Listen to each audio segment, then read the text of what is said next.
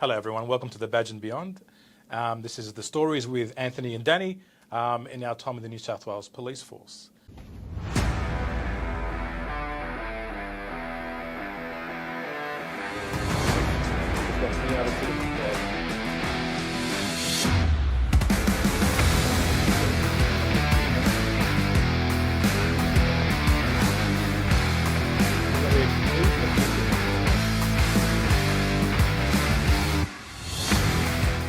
So for this episode, I think we should actually explain our origin stories. So Anthony, basically what made you become a cop, and tell us about your policing journey. I joined the cops for the same reason everybody else did, fast cars, steady income, not have to do much work. Kidding. Look, honestly, I joined the cops for, I think there's multiple reasons why people join the police. And one of them is, just like I said, some people like the excitement. Some people just want a steady job, but I wanted to make a difference. For me, I always had this intrinsic sense of justice and making sure things were done right and victims were looked after and trying to make the world a better place. And somewhere in my university journey through a commerce degree, destined to be an accountant with aspirations to dominate the world through, corporate takeovers and mergers, I was, became a Christian, and that wasn't really going to work. It wasn't going to gel. So in that, one of the things I was actually working in security as I was going through just to pay the way for university. And at that point I was like, oh, you know what, I'm kind of like helping people. I enjoy that, but oftentimes I was seeing crime, I wasn't being able to investigate it, and I wasn't being able to help anyone in that space. And someone said to me, you know what, you seem to be good at what you're doing, and you got this interest in helping people, why don't you join the cops? And I was like, oh, there's no chance, I couldn't do that. I'm just, all those things that you've been told over the years, kind of like, oh, I can't do that, that seems out of reach. And then I said, but I don't see you like that, I think you could. And ended up, there I was, going for it. I think one of the big things that kind of pushed me in that direction, though, was growing up in a house that was a domestic violence kind of environment, and it wasn't a male offender in my instance. And so you became very switched on to how hard it must be for people in that space. You understood that the injustice and the fear that victims feel. And I wanted to make a difference in that space as well. I wanted to basically rescue people from that trauma and that feeling. So when did you join the academy? I went in, I finished my commerce degree at the end of 2000. I got a graduate entry in, so that meant because you had a degree, you didn't have to do all the kind of pre-learning stuff. You went in, you did 14 weeks, yep. Same as you, I think, yep. And then you were out on the road. So I went down, started in January. I did my student policing, where you just ride around the cop cars for 2 weeks over Christmas in 2000, the end of 2000, sorry. And then, January 2001, I was in the academy. So tell us about your progression there. So obviously you started off probationary constable, general duties. Yep. Where was that? What station was that? So it was very interesting. I had been working at St George Hospital, which some people know in the south, but I thought I was a really good, it wasn't too far from home, it was, where I was living at the time, but the benefit was knowing that hospital and kind of knowing the people in that area. It was a really diverse community. We had like a large Muslim population. We had the big hospital, we were like close to the airport, you had a beachside element to it, very multicultural command, but also a lot of like housing commission estates, but on the other side you had people that were millionaires, you had this really diverse range of people in that, and the work there was really, really good. So for me it was really diverse, and that drew me to go and work there. And then from there I graduated through probationary constable to constable. I remember it's fair to say I'm a little bit nerdy by some people's stances. In that instance, I got my first hook, as they say, your first chevron. So you do 12 months.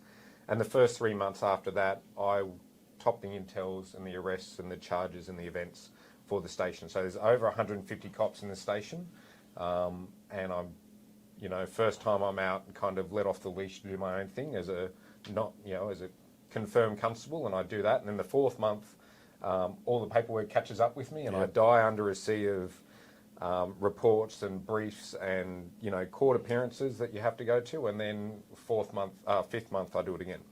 So after kind of 22 months in uniform, they're re-establishing the anti-theft squad, and someone says to me, "Look, why don't you apply?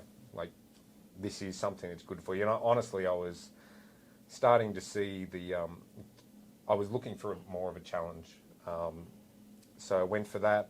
I got to work with two great detective sergeants that were in there. And then 10 months after in anti-theft, I got taken up to the Ds, and that's where I spent most of my career. So I went St George Detectives, Eastern Beaches, so Maroubra Detectives, did strike forces and did Metro Robbery Unit, kind of covering the metropolitan area for armed robberies.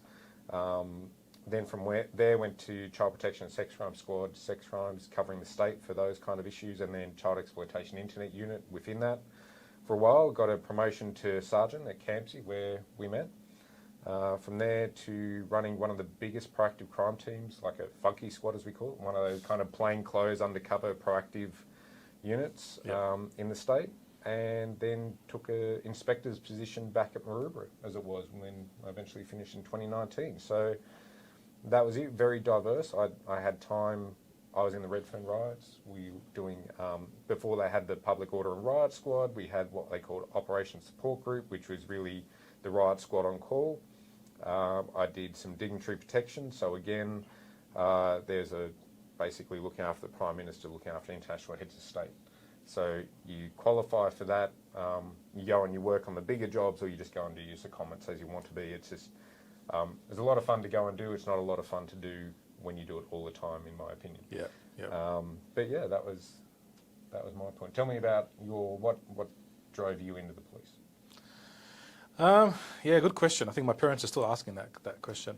I was about to finish a science degree at Sydney Uni, majoring in the medical sciences, and I was in my final year from memory, and I had just met my fiance at the time, and she was looking to get some career advice, so she went to a college open day, and I was there with her.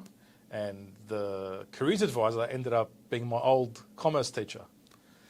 And so he was like, "Hey, Danny, what are you doing?" One of those things. And I completely forgot about my wife. And then that career ended in tatters. But we ended up just going through what career progression I was looking at. And I just basically said to him, "I'm bored. I can't see myself playing with Bunsen burners and beakers and stuff." And I wasn't as smart as I thought I was to pursue medicine, so I wasn't going to sit that exam and do another 5 years of study. And then he said to me, he goes, "The police are crying out for crime scene officers and I want cops with a science background. Have you ever considered the police? They're offering a scholarship." I just thought scholarship equals car, that could be all right. And I thought, there's always in the back of my mind policing, just as one of those fantasy jobs I would want to do. And, fast forward years later, I remember going through my old high school stuff, and I actually saw I wouldn't mind being a police officer. Which was really weird. Mm-hmm. I also want to be a lawyer, but anyway, that worked out really well. Well, we kind of do a lot of that now. So long story short, I applied for the scholarship and then got it.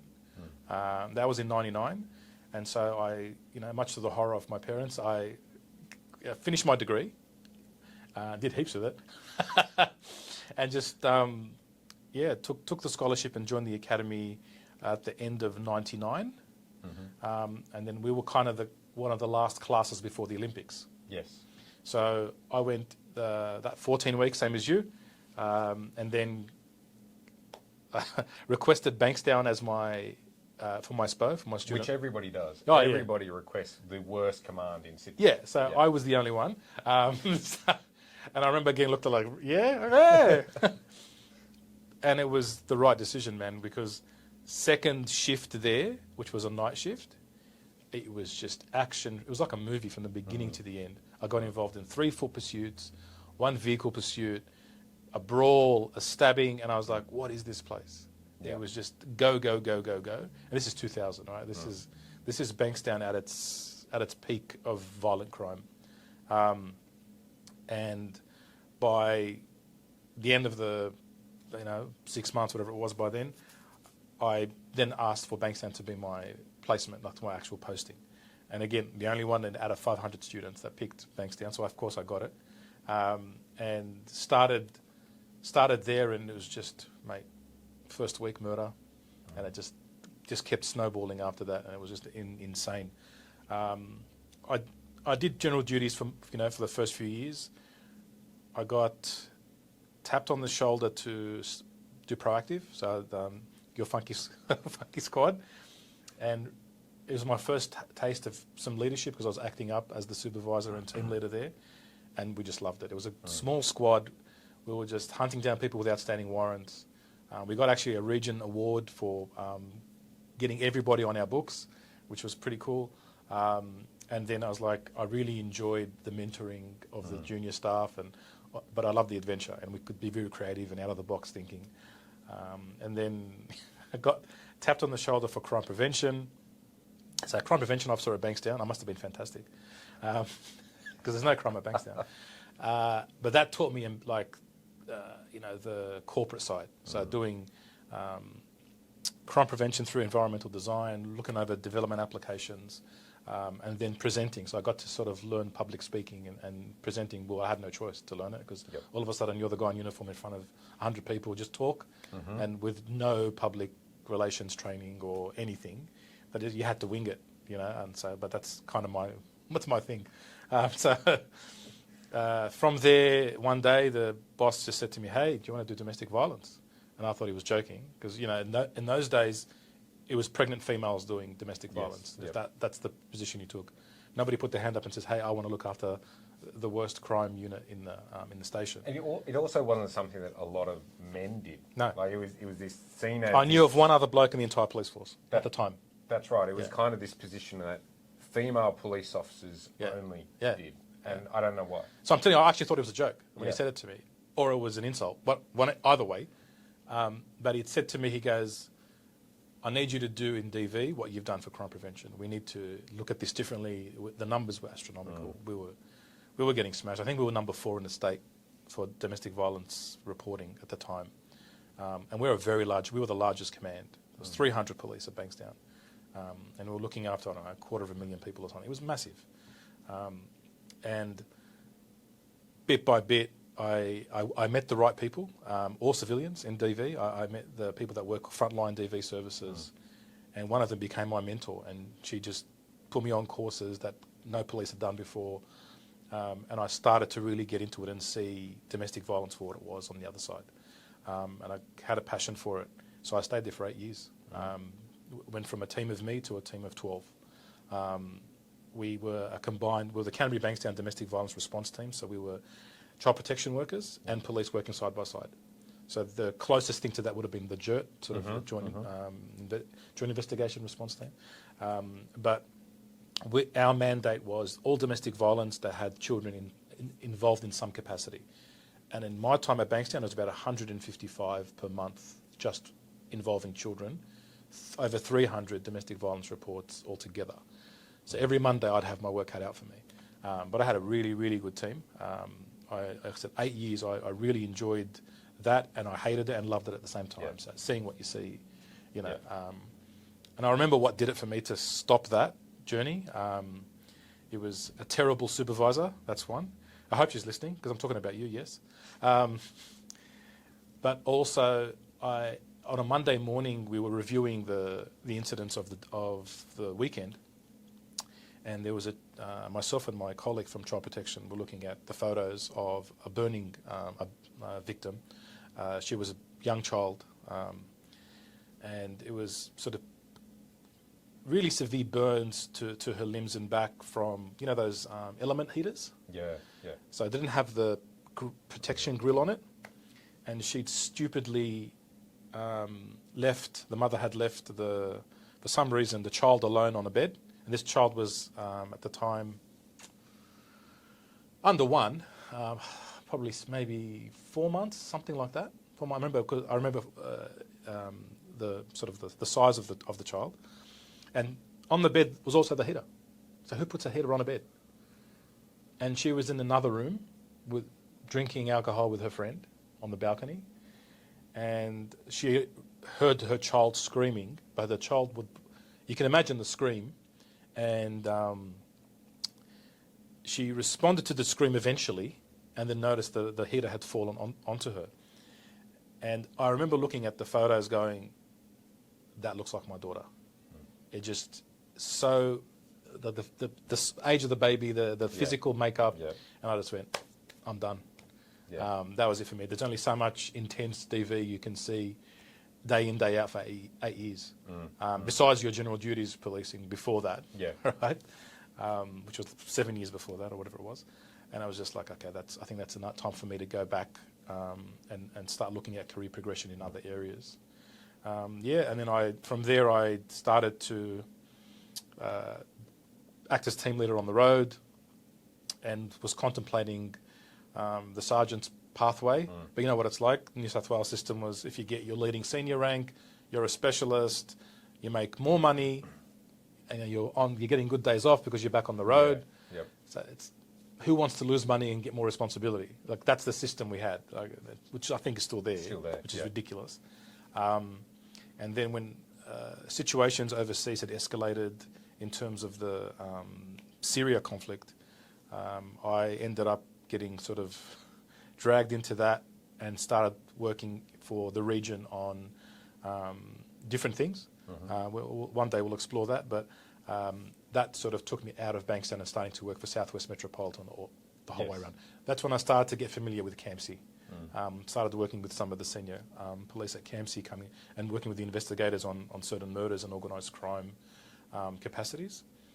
And then, as you know, I ended up pursuing the sergeant's role and was going to be looking at CAMC as my posting. I didn't want to be a sergeant where I had gone through the ranks.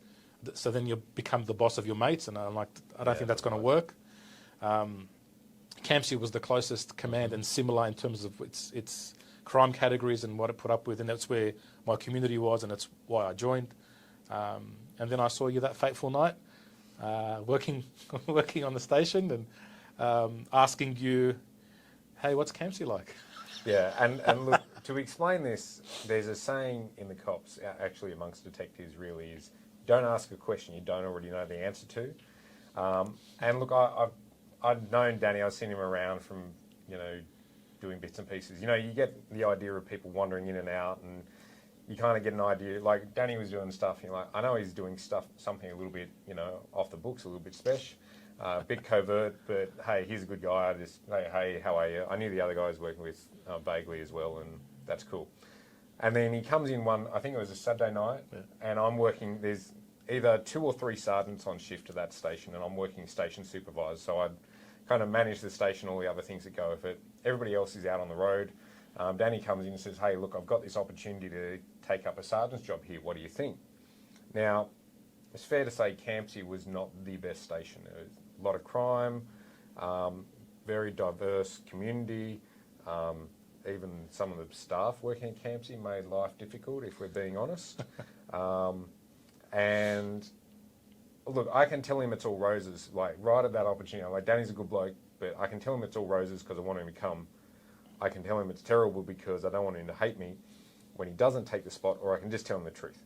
So the thing about it is, I just go through, these are the people who are going to love you, these are the people who are going to hate you, this is the political standpoint, this is what the work's like, that's it, just take it or leave it kind of thing.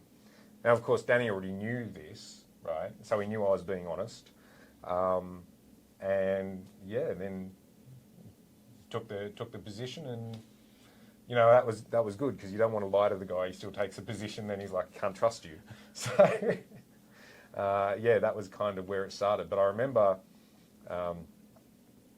in the very beginning, like the scuttlebutt before you came on, there was a few sergeants that were fed, let's just call them racist, because they were like, oh, well, he's going to be one of them. What's he going to do? We can't trust him. I'm like, guys, you're stupid, right? This is an opportunity. So the first time that Danny turns up on a night shift, we're working together, I'm like, take me out. I've been here for 12 months and I've tried to learn the command and what's going on the lay of the land, so to speak, but I don't know it like you know it. So Danny takes me out and we're just driving around. We're responding to jobs and things, but he's like, okay, so see this place, they're connected like this to this people and they're connected to here and this is why those people don't get along with them. I'm like, it blows my mind. Like there's this history that I've never heard about and it's connecting all the dots for me because all these things I've kind of seen but couldn't work out why it didn't work or why people wouldn't cooperate and why it just wasn't coming together for us. He just got. And that made me able to work as a far better cop in that space. So that was amazing for me. But then after that, we always got along. I mean, like I said, I'm Christian, Danny's Muslim, but our ethics are the same. The reason why we joined the job is like to make a difference are the same. And then I kind of went to a position of acting inspector. And whenever Danny was on as a sergeant, I just didn't have to worry. Like it makes your life easy as an inspector when the sergeants know what they're supposed to do and actively do it. So we always just got along from that point. Yeah, I think for me it's difficult to find senior police that you can sort of have a moral compass, number one. Number two, actually honest and do what they say. And I think I was the type of cop that knew if you were popular with certain people, you got problems. There's a reason why you're popular. And so I kind of wore it as a bit of a badge of honour when I wasn't popular with certain police. It made life difficult, especially in the beginning for me, but I attribute the resilience to that, which was important. But then it meant when you met good people, you had good proper relationships, good friendships, and with that. And so it was a no-brainer for me afterwards to reach out when I found out that you had left. And I think that's the thing, like police kind of join for the same reason usually, right? There's different sort of things. You also, like, I think for me it was part of my destiny no matter what from the very beginning. But it's a personality where you're the guys that run in where most people run away, right? Yep. It's like that thing, people see a fire or it's burning and everyone get out, and we're like, get in. Yeah. Right? Yeah. So it's really a different mentality, and I think that's one of those things that you sort of reflect on afterwards. So I guess, what you've explained, that's how we came together, like met in the cops. Yeah. But do you want to run through what happened when we both left? Yeah, look, I suppose I'd been, how do I put this? I've been masquerading as an investigator in the private space. No, so I kind of got, I got some advice to pursue investigation outside, right, once I'd left the police. And so I got the private investigator's license or private inquiry license, whatever they call it. And then I'm like, all right, what do I investigate here and how do people know who I am and all that kind of stuff. And luckily enough, my child protection networks had found out that I'd left, and they actually called me up. They're like, hey, one of them was working in senior management for a foster care agency. Mm-hmm. And she was like, I've got something, could you come in and consult on and let me know what you think? So I went, yep, and it was a guardianship case where the child was with great foster carers, like amazing foster carers. And they'd done so well with this child. The child was thriving.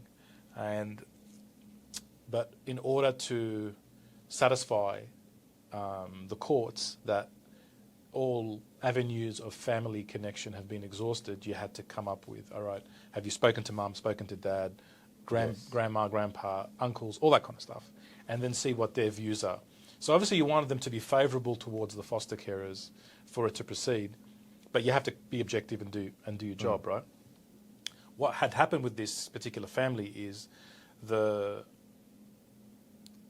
natural parents had split, all pursued other relationships. The mother herself, who was unfortunately for multiple reasons an unfit mother, was actually voluntarily giving the child to these foster carers and still had a relationship with the child, but she just can't be the mum to this kid, right? And hats off to at least she could recognise she just not capable of doing this. The father, however, had just not responding to anyone's contact. I found out he'd been incarcerated, and then he'd just recently been out. They wanted him to do a DNA test because he was not even acknowledging the child as his child. He had a new relationship, kids with the other wife, and so was refusing to respond to anybody's kind of thing. Enter Danny, right? So this is like your specialty. Yeah, kind of. Getting people that don't want to do anything for anyone else to help out. Yeah. So I'm like, I gotta find these people, and see how am I going to get this guy to talk to me. Mate, don't ask me how. Somehow I did. I reached out to him. He had heard of me, wasn't sure, but I was worried that he might think, I think I'm still in the police. Then maybe I'm after him for something. So I made it pretty clear I'm not a cop anymore. But then he was like, I know. And he goes, so why do you want to talk to me? I go, look, it's probably a better face-to-face conversation. I go, just buy your coffee, you got nothing to lose, you know. So he agrees to meet. We go for a walk, him and I, and by the end of that conversation, he agrees to come along with the procedures. He does the DNA test. And I saw the kid and I saw him and like, that's his kid. There's no denying that was his kid. Anyway, DNA, of course, confirms that's the child. And he recognises that they're with the right people. He doesn't want to have anything to do with this child's life, unfortunately. And I didn't, like, to me, it was like, okay, job done. But to everyone else, it was like, how the hell did you accomplish this? It's been like years, no one's... Yeah. So then they're like, how about this one? How about... And then I started to get work that way. And then I started to investigate allegations against carers or anything within the foster care space. And it started to become my little niche. So I was investigating reports for the Ombudsman and then for the Office of Children's Guardian in that space. And I'm starting to get a little bit busy, which is great. And then I go on Facebook and there's Anthony Macklin doing some self-defense thing, I think a women's self-defense workshop from memory. And I'm like, knowing what the police are like, you must be out. Because the amount of ridiculous red tape you'd have to go through to be able to do that as a cop would be annoying. And I know you probably would have thrown the paperwork back at their face. So I was like, hey man, if Anthony's out, I got to meet with Anthony. So I think I hit you up on Messenger going, hey, what the hell are you doing? What's this? And you, of course, tell me you're out. So I ask you what you're doing. And then I go, right, let's do coffee. Best coffee. I mean, the coffee was good, but the company was better. It was huge. That's where it all kind of starts. From, doesn't it? Like we sit down and we have that chat, and look, I'm still working out where I'm going, what I'm doing at that time, and you know, Danny's been out for a year, and the cops are really good at making you think that you can only be a cop, right? And you're not exposed to the corporate world a lot, so. I'm still trying to find my way, and Danny's like, oh, I've got all this work, you know, can you help out? And I'm like, investigations? I know how to investigate, I can do that. And look, I think that first one was one of the first cases he gave me was really good because it was again, a foster carer with allegation of child grooming, which we'd been before the police and DCJ, and kind of no one had been able to get anything together with this guy. And the more I delved into it, the more it was quite clear what was going on, to the point that when I actually gave you back the report, one of the best things was DCJ and the police looked at, actually he got charged for those offences. So that, you know, it was kind of really good to do that job and come back and see that it helped get some traction where there hadn't been before, and not necessarily have the same limitations that you did in the cops. So that was really good, but I think that was... we kept working together, and before you know it, we're like, well, you know, why don't we just do this together, right? Like, it's so much easier having a business partner rather than trying to do everything by yourself. So before you know, I think we we started working, as you say, in the shadows, kind of together for 12 months. And then we come to the end of the 12 months and we're in the middle of COVID. Yep. And I'm like, what do we do now? So, you know, do we wait? No one, and you remember COVID, no one knew what was going to happen, how long it was going to take. Yep. An introvert's paradise, but you still had to make money. So, you know, we're like, oh, well, to hell with it. Let's just go with it. And here we are today. Yeah. Precision Integrity Services was born in COVID, and that's what we do now. Yep. We do COVID. So what an amazing opportunity to take the skills and learnings from decades of investigations and bring it to, you know, to the private, corporate and legal space. So then we had the chance to sit there and recruit like-minded and seriously talented detectives and bring them over, which has been fantastic. So you can check us out there. What's our website, Anthony? www.privateinvestigatorsydney.com.au, or for the people that are a little bit more modern than me, just privateinvestigatorsydney.com.au. So if you like what you see, like, share, subscribe, follow us. We will continue to do these episodes. We'll go through all the stuff that we, you know, the highlights and lowlights of policing, you know, in the 2000s, but also commentary on what's happening today. In addition to what kind of investigations we now do in the private space and the opportunities that are there and the amazing adventures I drag this poor bloke into because I'm still that magnet for interesting jobs. Stuff that I'd never seen before I saw in the private industry, that's for sure. And look, guys, if you've got questions that you want answered, feel free to send us an email at info@precisionintegrity.com.au, or you can comment on the YouTube videos that are up, and we will try to answer your questions as we go. Thank you.